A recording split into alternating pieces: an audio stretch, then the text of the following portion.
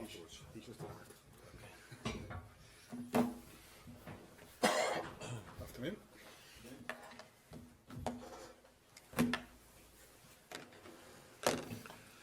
3-2 win. 3 goals. Yeah, they were good. As usual, have simultaneous translation for those who require. Ready? Sure.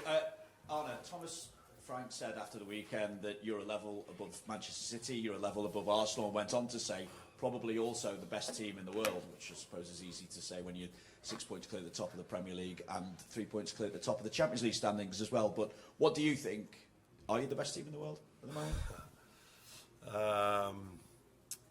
His opinion means definitely something to me because he's shown at Brentford how well he's done.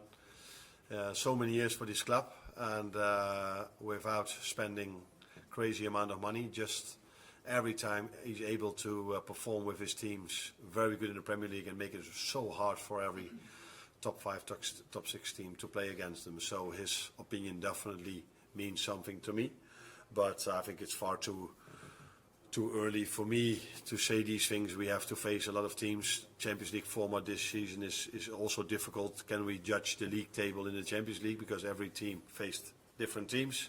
So you can be lucky or not with the draw you had. I don't think we were lucky though, but so very difficult to judge the league table, but always nice to get compliments from a manager that has proven to be such a good manager here in the Premier League. Can I ask you again about Darwin as well? Because everyone saw how happy the rest of the group was that he got those 2 goals at the weekend as well. But as you admitted on Saturday, he could have been sent off as well. As a coach, do you quite know what you're going to get from Darwin all of the time, and how do you manage that? I'm almost happy that you asked me this question because he would have been sent off after the 2-0, so that not everybody is saying that's why they won and they were lucky, blah blah blah. No, I can come up with a few decisions that went against us where we didn't get the points maybe, but let's not get into that. So then your next question was, because I only want to focus on that. No, I mean, do you quite know what you're going to get from Darwin all the time, and how do you manage that? I think it's with the most difficult in football is to find for a team, but also as an individual, to find consistency. And only a few players in the world are able to be at the same level every 3 days in a row. And then there's a big group of players that are able to play very good many times, but not every single time. And I think we have. He's one of the players that belongs to the group that is good many times. But next step for him would be nice if he can go into the bracket of the 5, 6, 7 or 8 players in the world that are every 3 days outstanding. And I do know we have also 1 or 2 or a few players that are every 3 days of a very high standard. And it's a nice challenge for him to go to that group of players as well. And you can pretty much secure top spot in the Champions League standings with victory. I mean, what importance do you put on finishing top of those Champions League standings before the knockout phase? The most important thing every time we go out there, especially in front of our own fans, we want to win a game. And with this new setup, you think that ending up number 1 is the best position to end up with. But because it's such a strange league table, because for example, I think I'm right, if I look at Paris Saint-Germain, every week I think they have the hardest team to face.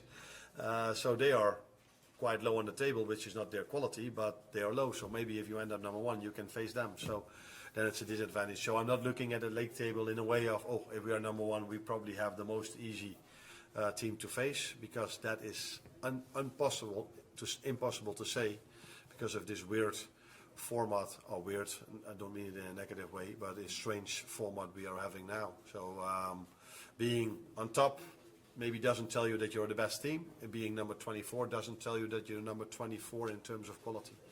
It's a lot of has to do with the teams you've faced. So yeah, we want to win, but not from an idea about that will probably give us then the best lead up for the rest of the campaign. Microphone that way. Hang on, just wait for the microphone, please. Sorry. Sorry, Hervé Penaud from L'Equipe.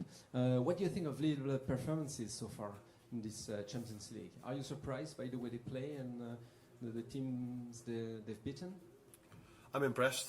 Not surprised, but impressed. Not surprised because I think it was 2 or 3 years ago that I played the current manager when he was at Rennes with my former club.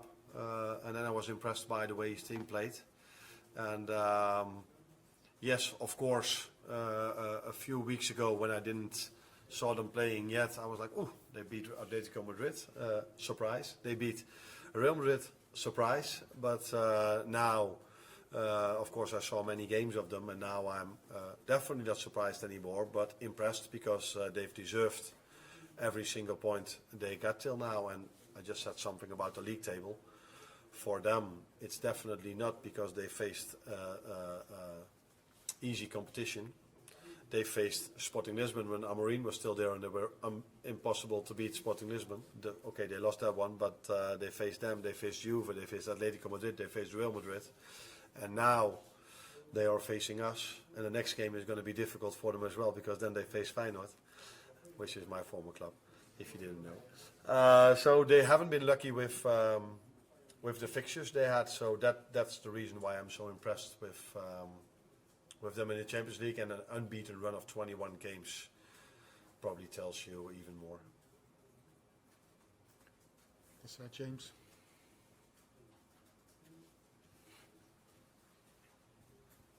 Hi, Arne. You've mentioned a few times about the strange league table in the Champions League. I wonder, do you think this new format has been a success in terms of revamping the Champions League, and maybe does it show that there's a far more even spread of quality in Europe than perhaps we thought previously?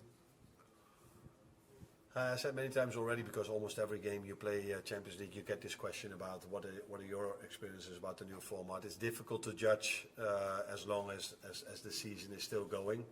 I think one of the positives is, especially for the teams that are in pot 3 and 4, that they also face teams from their own pot. Is pot the way you say it? From their own, and that gives them a bigger chance, of course, to win games. So in the old format, it was 1, 2, 3, 4, and as a pot 4 team, you always face 3, 2, and 1. So it was not always easy to win a game. And now they have 2 games against equal opposition as well. So for those teams, I'm 100% sure they feel it's a step up.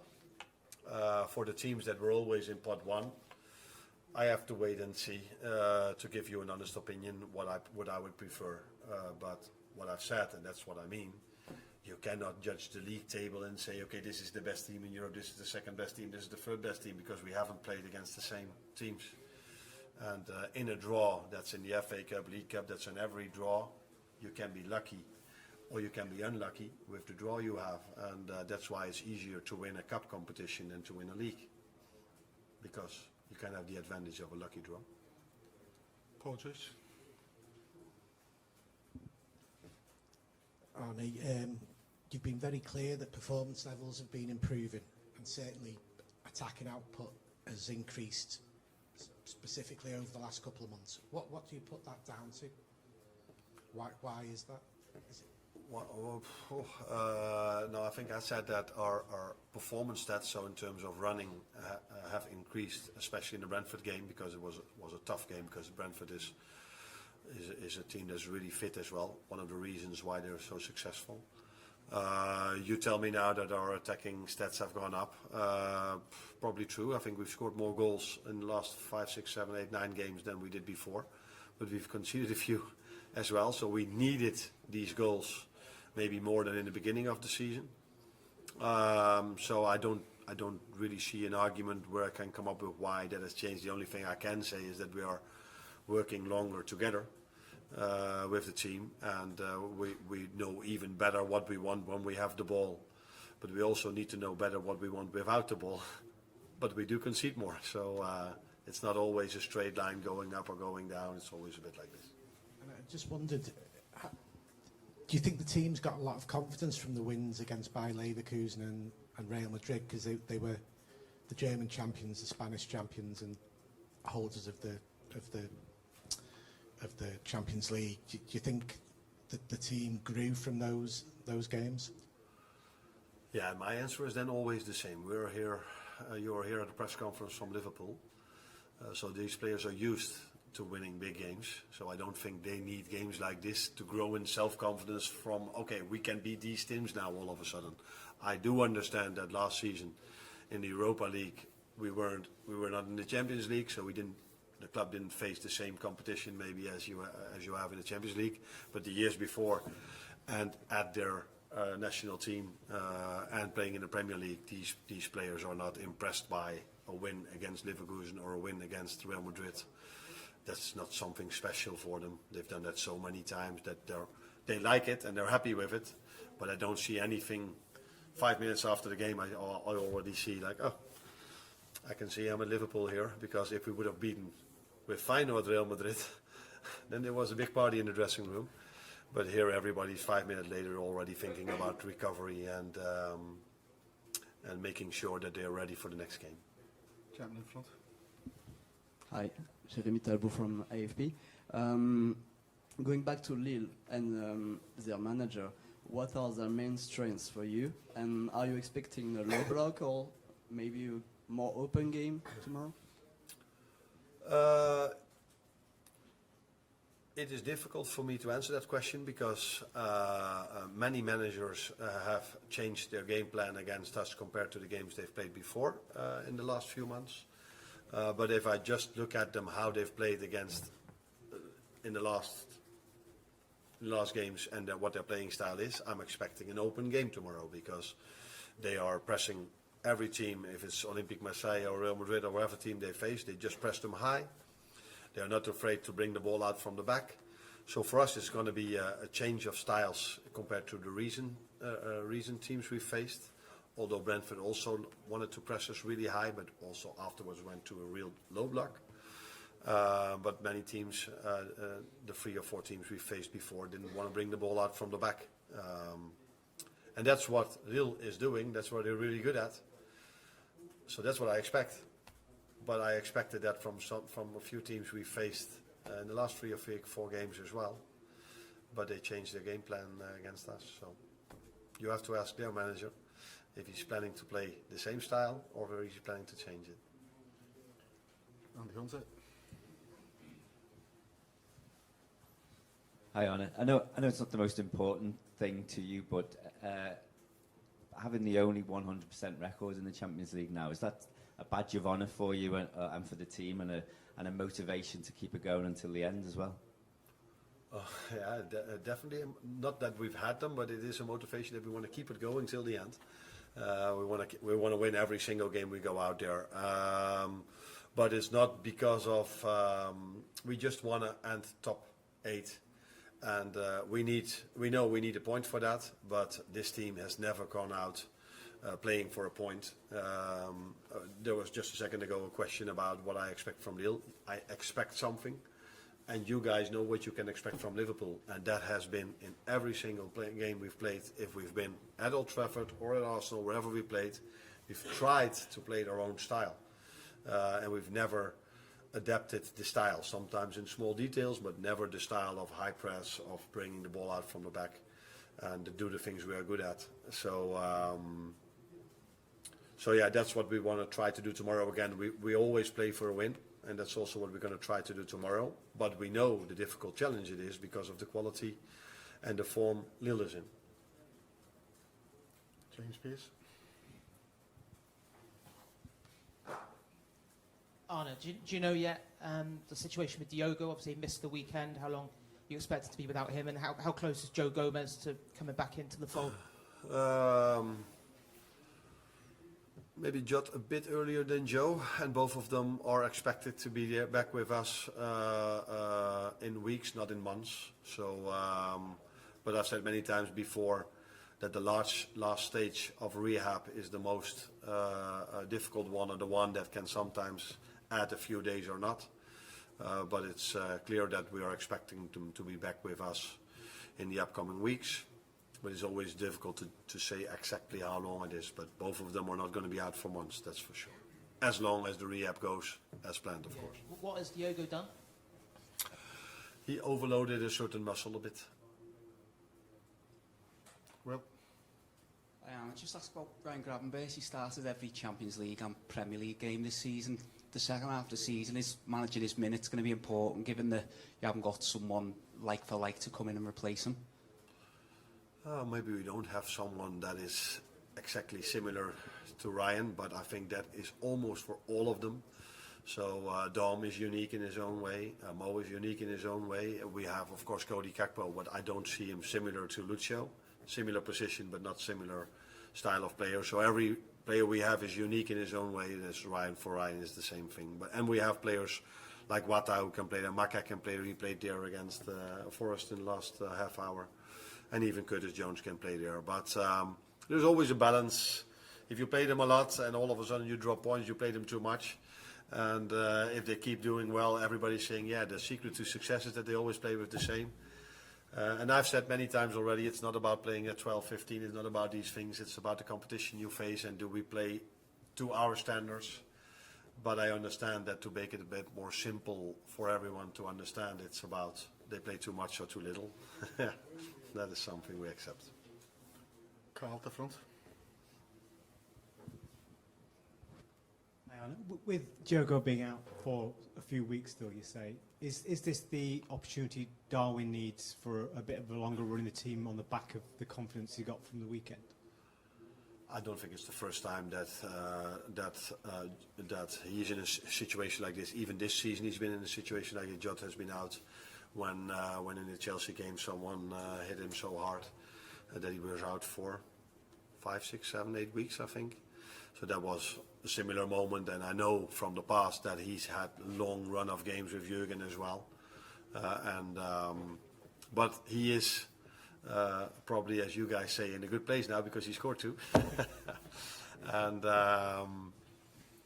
so, yeah, of course it's simple. At the moment we've got 4 attackers that are top fit and able to start the game.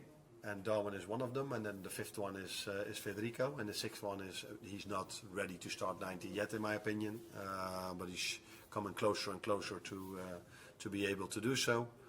The reason why he isn't because he hasn't had many minutes yet, so it's not about him, it's about me not giving him so many minutes. So that's difficult for him then all of a sudden go from 5 minutes to 90 minutes.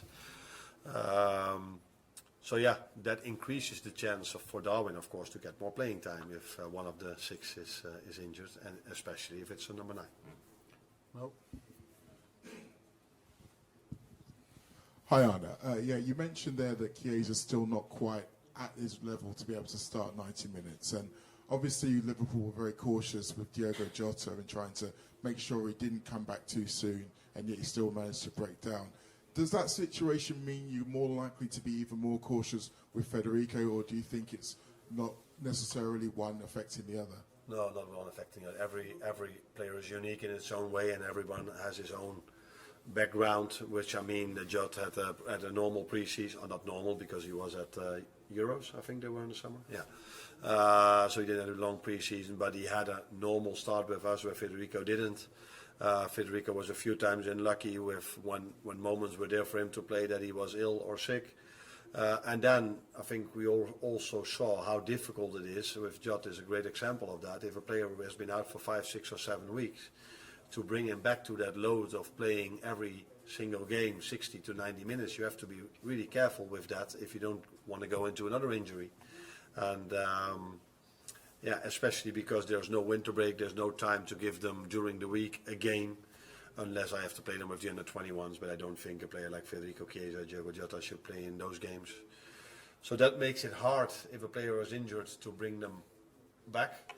And some players are so clear starters for me, I can just give them their first minutes in the first team. One of them is coming immediately after me. Ibu Konate played 5 weeks out, played immediately against United, because he's such a vital part of our team.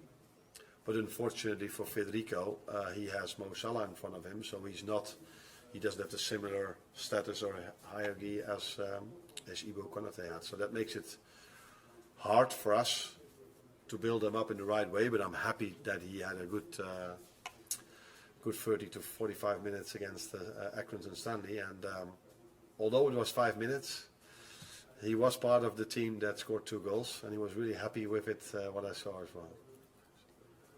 Well done. Thank keep them.